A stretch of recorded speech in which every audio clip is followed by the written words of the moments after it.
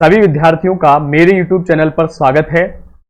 विद्यार्थियों, जैसा कि आप सब लोगों ने भाग 1 में रहीमदास जी के दोहे पढ़े, नीति के दोहे, उसी क्रम को आगे बढ़ाते हुए भाग 2 में हम बचे हुए दोहों की बात करेंगे और सह प्रसंग व्याख्या भी साथ ही देखेंगे। अर्थात मैं बीच बीच में आपको प्रसंग भी बताता रहूंगा, साथ ही हम व्याख्या विशेष रूप से इस वीडियो में पढ़ेंगे बचे हुए दोहों की। तो आइए, 6 दोहे हमने पहले वाले वीडियो में कंप्लीट कर लिए हैं और उसके बाद आगे जो बचे हुए दोहे हैं उनको हम व्याख्या सहित समझते हैं।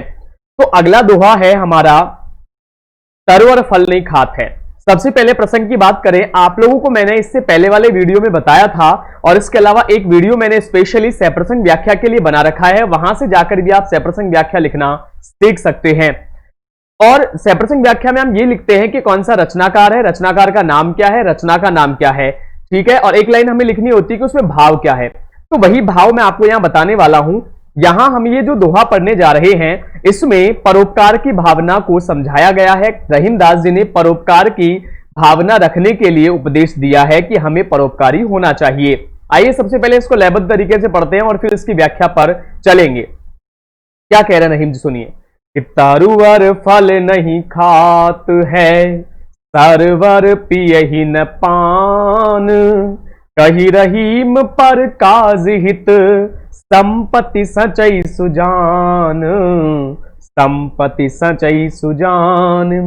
देखिए, तरुवर फल नहीं खात है, पेड़ कभी अपना फल स्वयं नहीं खाते हैं। जो पेड़ होते हैं वे कभी भी अपना फल स्वयं नहीं खाते। उसी प्रकार सरवर पियहि न पान, सरोवर कभी भी अपने जल का पान स्वयं नहीं करता, अर्थात सरोवर अपना जल कभी भी नहीं पीता है। ठीक है, आगे देखिए, इसके बाद हम आगे चल रहे हैं। अगली लाइन है कही रहीम पर काज हित। तब रहीमदास जी कहते हैं कि जो सज्जन पुरुष होते हैं, यहां देखिए सुजान शब्द आया है जिसका मतलब है सज्जन। जो सज्जन पुरुष होते हैं वे परोपकार के लिए ही धन एकत्र करते हैं। तात्पर्य यह है कि हमें हमारी संपत्ति को हमेशा परोपकार के लिए ही खर्च करना चाहिए। सज्जन पुरुष हमेशा परोपकारी ही होते हैं। अनुप्रास अलंकार का इसमें प्रयोग किया गया है। विद्यार्थियों, आगे बढ़े अगले दोहे की तरफ। अगला दोहा क्या संदेश दे रहा है प्रसंग के लिए यहां बात करेंगे। अगले दोहे में धनी पुरुष अर्थात धनी व्यक्तियों के द्वारा निर्धन हो जाने पर की जाने वाली बातों की व्याख्या की गई है, बताया गया है। अर्थात हमें हमेशा एक समान व्यवहार रखना चाहिए। समयानुसार हमारे व्यवहार में अर्थात दूसरों के साथ हमारा जो व्यवहार है वो बदलना नहीं चाहिए। तो देखिए, होते बादर क्वार के जो रहीम गहरात, धनी पुरुष निर्धन भय, करे पाछली बात, करे पाछली बात। होते का अर्थ है यहां पर रिक्त और बादर यानी बादल। क्वार का मतलब है अश्विन मास, अर्थात जो हमारे यहां महीने चलते हैं भारतीय गणना में जिन्हें हम गिनते हैं, उसमें जो अश्विन मास का महीना है उसकी यहां बात की गई है। जो यानी जिस प्रकार रहीमदास जी कह ही रहे हैं, गहरात का मतलब होता है गरजना। धनी पुरुष जो अमीर व्यक्ति हैं, निर्धन भये, अब निर्धन हो गए हैं, करे पाछली बात, अभी भी पुरानी बातों को दोहराते हैं। कवि कहते हैं कि जिस प्रकार अश्विन मास के बादल खाली होते हैं, जलविहीन होते हैं, इसलिए वे केवल गरजते हैं, बरसते नहीं। ठीक उसी प्रकार वे व्यक्ति जो कभी धनी थे, अमीर थे, लेकिन अब भी किसी कारणवश निर्धन हो गए हैं, वे तब भी पुरानी बातों को ही दोहराते रहते हैं, बड़ी बड़ी डींगे हाँकते हैं। इस तरह की बात इसमें कही गई है। ठीक है, इसमें विशेष जब आप लिखे तो अनुप्रास अलंकार आप इसमें लिख सकते हैं तथा दृष्टांत अलंकार, सॉरी, इसमें जो आया है तो उदाहरण होगा। इससे पहले वाले दोहे में दृष्टांत था। इसमें मैंने आपको बताया था कि यदि दो पंक्तियां आपस में जोड़ी जाएं जिसमें से एक उदाहरण का काम कर रही हो पंक्ति, वहां पर यदि जो जिमी जैसे का प्रयोग हो तो उदाहरण होता है, नहीं हो तो दृष्टांत। इसलिए जो का प्रयोग आपको साफ साफ दिख रहा है, इसलिए उदाहरण अलंकार का प्रयोग होगा। विद्यार्थियों, आइए अपने क्रम को आगे बढ़ाते हैं और अगले दोहे पर चलते हैं। अगला दोहा क्या है कि रही मन असुवा नैन डरी, जिये दुख प्रगट करे, जाहि निकारो गेहते, कस न भेद कही देई, कस न भेद कही देई। इसमें घर का भेदी लंका ढाए, इस लोकोक्ति को चरितार्थ किया गया है, उसका चित्रण किया गया है। इसमें आप ये सटीक रूप से लिख सकते हैं प्रसंग में, जो लाइन आप ऐड करते हैं अलग से। ठीक है, व्याख्या की बात करते हैं। आइए, रहीमन का सीधा अर्थ है रहीमदास जी, आंसुआ यानी आंसू, नैन डरी आंखों से निकलना, जिए यानी हृदय का, दुख यानी दुख, प्रकट करे यानी प्रकट कर देते हैं।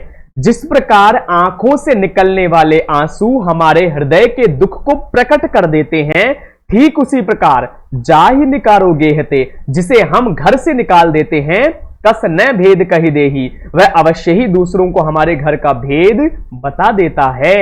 अर्थात वह किसको अपना भेद नहीं बताएगा, और उसका हम व्याख्या में अर्थ क्या लेंगे, वह अवश्य ही दूसरों को अपना भेद बता देगा। यहां पर भी दृष्टांत का प्रयोग हुआ है, अनुप्रास अलंकार है, और विशेष बात आप इसमें यह भी लिख सकते हैं, जब आप विशेष लिखें कि घर का भेदी लंका ढाए, जो लोकोक्ति है उसको चरितार्थ किया गया है या उसका चित्रण किया गया है। ठीक है, आगे बढ़ते हैं और अगले दोहे की बात करते हैं। विद्यार्थियों, अगला दोहा समझाने से पहले मैं चाहूंगा कि अगर आपको कहीं पर कोई समस्या आ रही है तो मुझे कमेंट करके आप पूछ सकते हैं। किसी भी प्रकार की अगर आपको दिक्कत है तो मुझे आप कमेंट बॉक्स में जाएं और अपना जो भी प्रश्न है आपका वो लिखकर आप मुझे भेज दें। वहां पर आपकी प्रत्येक समस्या का समाधान करने का मैं प्रयास करूंगा। इसके अलावा अगर आप चैनल पर नए हैं तो इसे पहले सब्सक्राइब कर लें, इस वीडियो को अपने दोस्तों तक भी शेयर करें तथा वीडियो को लाइक करना ना भूलें यदि आपको ये पसंद आ रहा है तो। धन्यवाद दोस्तों, आगे चलते हैं अगले दोहे की तरफ। अगला दोहा देखिए क्या है कि रही मन निज मन की बिथा, मन ही राखो गोए, सुनी अठिलई हैं लोग सब, बांटी न लई हैं कोई, बांटी न लई हैं कोई, रही मन निज मन की व्यथा।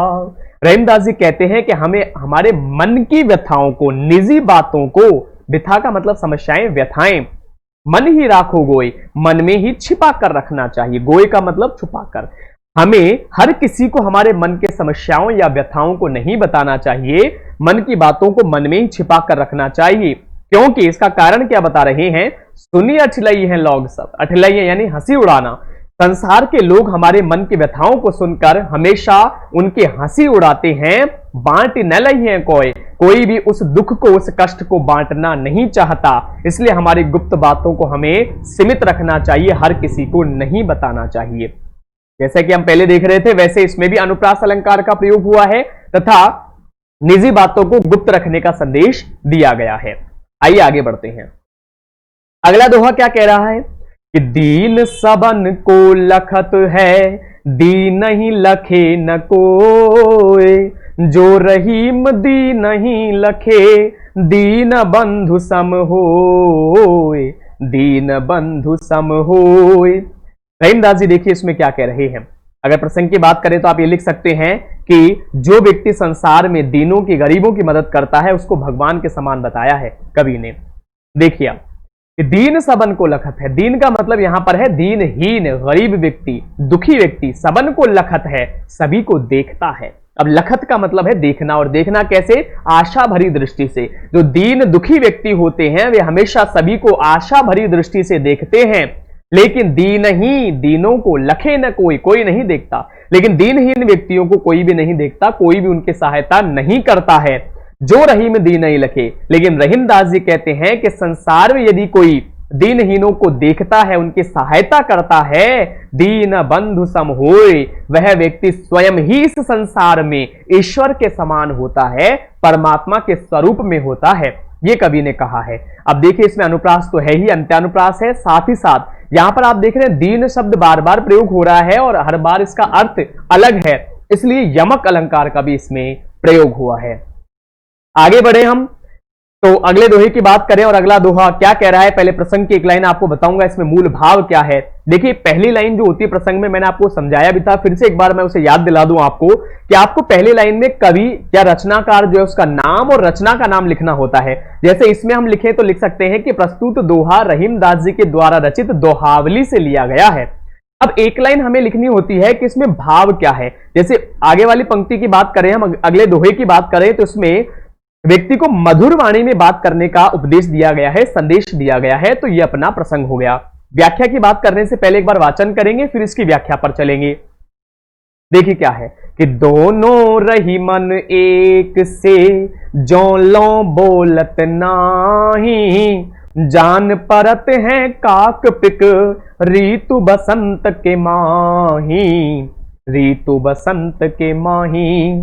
कवि कहते हैं कि दोनों, अब दोनों का मतलब कौवा और कोयल, रहीमन एक से। रहीमदास जी कहते हैं कि दोनों अर्थात कौवा, काक का अर्थ है कौवा और पिक का अर्थ है कोयल, कि दोनों अर्थात कौवा और कोयल जब तक बोलते नहीं हैं, जो लो का अर्थ जब तक, बोलत नहीं बोलते हैं। रहीमदास जी कहते हैं कि कौवा और कोयल दोनों जब तक नहीं बोलते हैं तब तक एक समान लगते हैं, क्योंकि दोनों का रंग सांवला होता है, काला होता है, इसलिए दोनों एक समान लगते हैं। लेकिन जान परत है, पहचाने जाते हैं, ऋतु बसंत यानी वसंत ऋतु के माही यानी अंदर। लेकिन जब वसंत ऋतु का आगमन होता है तो कोयल मधुर स्वर में गाती है, मधुर वाणी में बोलती है, जबकि कौवा कड़वी वाणी में बोलता है। इससे उन दोनों की अलग अलग पहचान होती है, अर्थात कोयल को सब अच्छा समझते हैं, उससे प्रेम करते हैं, जबकि कौवा कड़वा बोलता है, इसलिए उससे कोई प्रेम नहीं करता है, उससे सब दूरी बनाते हैं। उसी प्रकार इस संसार में यदि हम अच्छी मीठी वाणी में बात करते हैं, हमारा व्यवहार सरल होता है, तो लोग हमसे प्रेम करते हैं। इसलिए हमें हमेशा अपनी वाणी पर नियंत्रण रखना चाहिए तथा मीठी वाणी में ही बात करनी चाहिए। ठीक है, तो अनुप्रास अलंकार का प्रयोग हुआ है, ब्रज भाषा है ही, पहले मैंने आपको बताया है। इस प्रकार आप इस दोहे की व्याख्या लिख सकते हैं। जैसा कि मैंने पहले भी आपको कहा, कहीं पर भी अगर आपको किसी प्रकार की समस्या रहती है तो आप मुझे कमेंट करके पूछ सकते हैं और वहां पर मैं आपको उसका जवाब देने का प्रयास करूंगा। तो विद्यार्थियों, आज हमने रहीमदास जी के जो बचे हुए दोहे थे उनमें से कुछ दोहे पढ़े, और अब वीडियो को ज्यादा लंबा ना करते हुए बचे हुए दोहे हम पढ़ेंगे पार्ट 3 में, अर्थात भाग 3 में। तब तक आप इन दोनों पार्ट को कंप्लीट करें, अच्छे से पढ़ें, और अगले दोहे पढ़ने के लिए भाग 3 पर जरूर जाएं, अगला वीडियो जरूर देखें और चैनल को सब्सक्राइब जरूर करें। आप लोगों का बहुत बहुत धन्यवाद।